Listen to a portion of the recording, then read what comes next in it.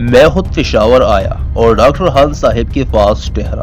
انہوں نے مجھے بتایا کہ جس وقت تم ڈیرہ اسماعیل خان کے دورے پر تھے تو مجھے گورنر نے ایک چٹھی بھیجی تھی کہ تم اس سے ملاقات کرو۔ میں نے کہا ملاقات کرنے میں مجھے کچھ عذر نہیں۔ ڈاکٹر خان صاحب نے گورنر صاحب کو میری موجودگی کی اطلاع دی اور 3 بجے ملاقات کا وقت مقرر ہوا۔ میں ٹھیک 3 بجے گورنر صاحب کے بنگلے پہنچا۔ اس کا سیکرٹری میرا منتظر تھا۔ اس نے میرے لیے دروازہ کھولا اور مجھے گورنر صاحب کے پاس لے گیا۔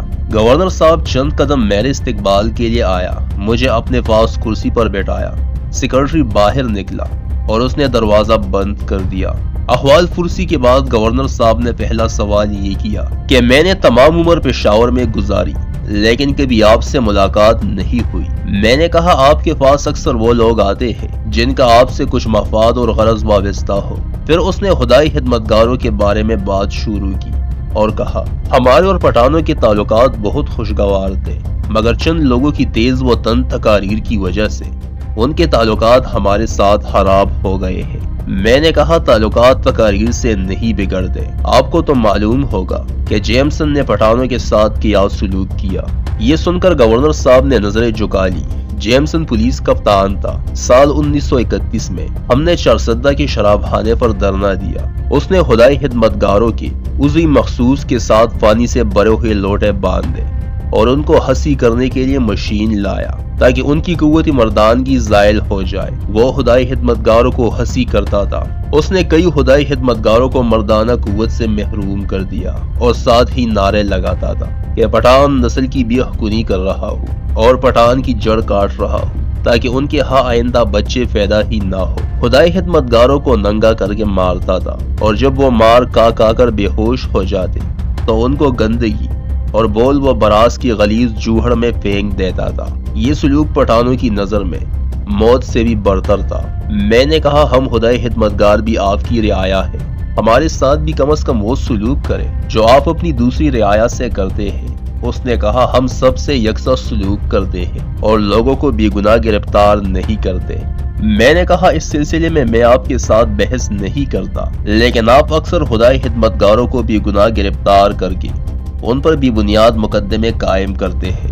اس نے کہا ان کا کچھ نہ کچھ قصور ضرور ہوتا ہے۔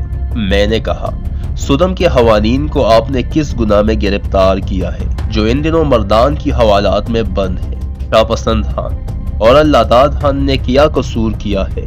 شیر بہادر خان اور اس کی دیگر بیچارے ساتھیوں نے کیا جرم کیا ہے جن کو حکومت نے گرفتار کیا ہے؟ آخر میں آزاد سرحدی علاقے کی باتیں شروع ہو گئی۔ میں نے کہا آپ پولیٹیکل ایجنٹ کے محکمے پر کروڑوں روپے سالانہ صرف کرتے ہو، آخر اس کا کیا فائدہ ہے؟ اس نے کہا ان روپوں کے ذریعے ہم ان آزاد قبائل کی شر سے اپنا علاقے کو محفوظ رکھتے ہیں۔ میں نے کہا کتنی مدت سے آپ اس پالیسی پر گامزن ہیں اور اس میں کس حد تک کامیاب ہوئے ہیں؟ اس نے کہا ہم 30 سالوں سے یہ کوشش کر رہے ہیں مگر تاحال اس میں کامیاب نہیں ہوئے۔ میں نے کہا ہمیں صرف 5 سال مہلت دو اور تم جتنی رقم صرف کرتے ہو اس کا 20واں حصہ ہمیں دو، پھر اپنے اور ہمارے کام کا مقابلہ کرنا۔ اگر تمہارا طریقہ مفید ہو تو وہی جاری رکھو۔ اس نے مجھ سے پوچھا تم کیا کرو گے؟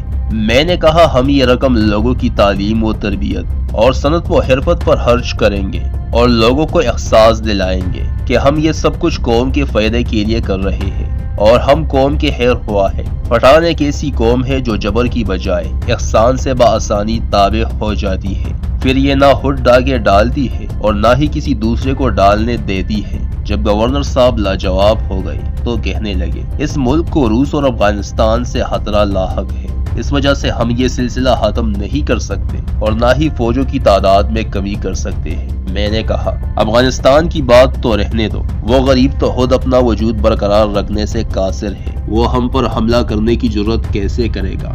دوسرا یہ کہ افغانستان میں آپ کی پسند کے بغیر کوئی بادشاہ رہ نہیں سکتا، رہ گیا روس، اگر اس سے آپ کو خطرہ ہو تو ہمیں اپنے ملک کا اختیار سونپ دیں۔ پوری ہندوستان میں آپ کی اتنی فوج نہیں جتنے صوبہ سرحد میں ہمارے خدائی خدمتگار ہیں، اگر پھر روس ہمارے ملک میں دخل اندازی کرے گا تو ہم خود اس کا مقابلہ کریں گے، ہم مرد وزن اپنے ملک کا دفاع کریں گے، اور اگر آپ یہ نہیں کرتے تو ہم آپ کی خاطر لڑ نہیں سکتے۔ اب ہم سمجھ گئے ہیں کہ لڑیں ہم اور مزے تم کرو۔ ایسا نہیں ہو سکتا۔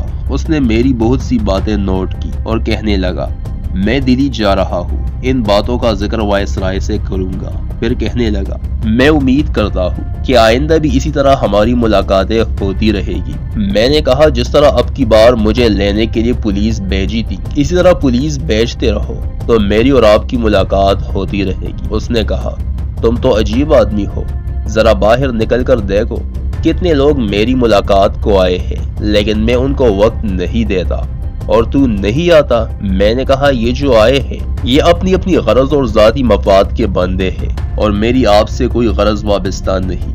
ملاقات ختم ہوئی۔ میں ڈاکٹر خان صاحب کے بنگلے پر چلا گیا اور دوسرے دن نوشہرہ جانے کا انتظام کیا۔